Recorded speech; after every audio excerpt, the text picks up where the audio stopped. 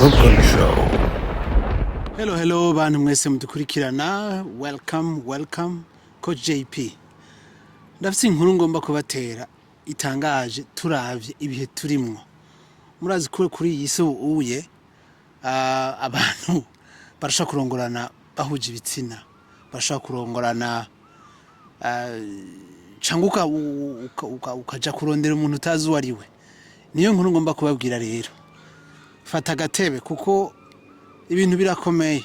Nibaza ko kuvugisha ukuri muri mariage ni ikintu gikomeye sana kuko utavugishije ukuri biteba bikakujako cyangwa bikagutera ibibazo. Urara amahera ari ingene ubayeho ari umuryango vyose uwo mwubakanye yateza kubimenya. Rero nico gituma nzanye ika ni Texas hari umupasteur ava muri Ghana yibonera umukobwa mwiza cyane muri eglise aca avuga ati umuntu nibaze w'umugore wanje aca arabimusaba wa mukobwa aravyemera kandi ngo ari mwiza cyane avyemeye abantu bose muri eglise bari bazi ikibazo kihari uwo muntu ntiyari umukobwa yari umuhungu ariko murazi ko muri kino gihe ushobora kuba uri umuhungu mugabo ukiyambika nk'umukobwa ukavuga nk'umukobwa. Rero niyo nkuru nje kubabarira mu gihe rero ibintu babimeze gutyo harimo kutavugisha ukuri babigoye. Reka ndabatembereza ahantu ndi mubanze muhashime hama ndagarutse murakoze raba ibyiza by'ibihugu byateye imbere.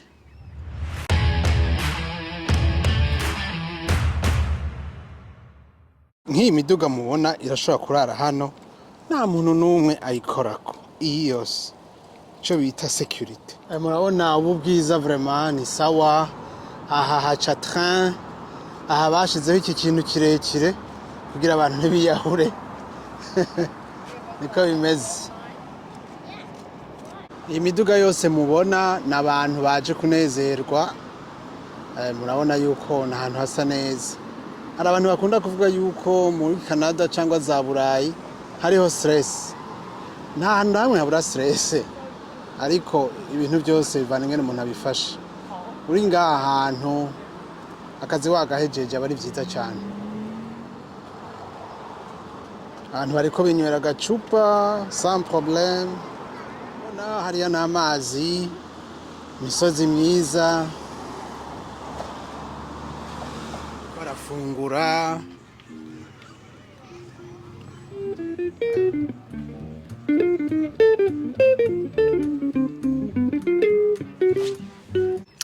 Nuko rero uwo muntu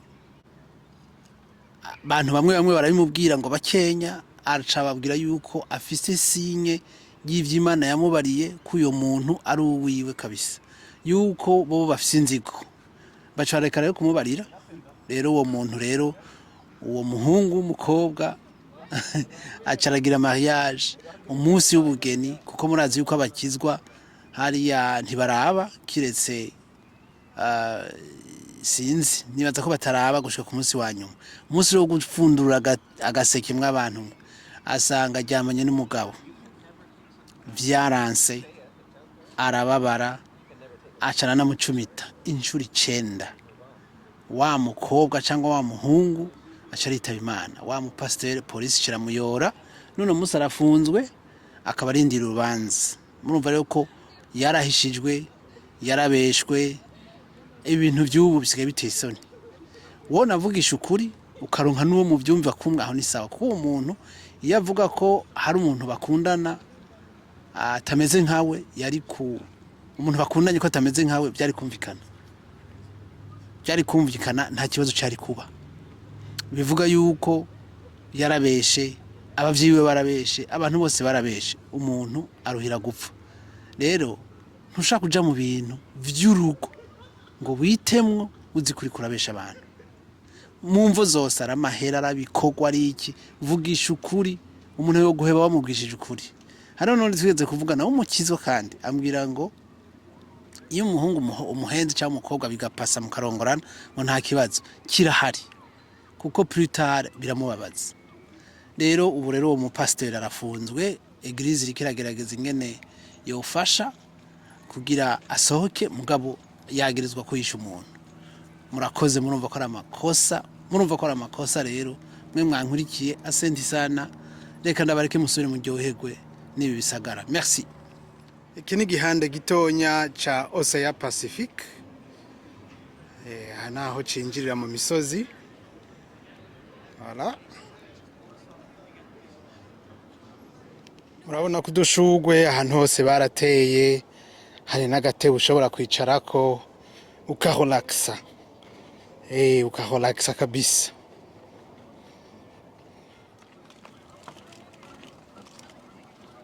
Aba bose n'abaje kurelaxa. Faut relaxer.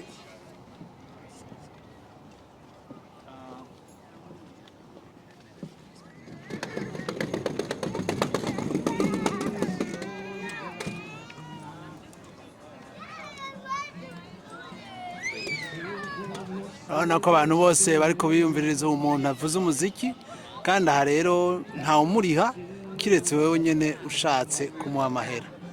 Hanyuma abakundana nabo ngaba urabona ko biryohererewe.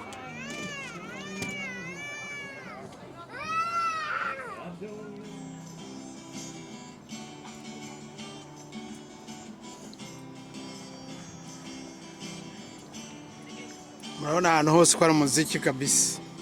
Murabona yuko kubera urupfu rwa papa, idarapo barimanuye barishikanye hagati. Mumva rero ko isi yose iragandaye. Yari umusitari.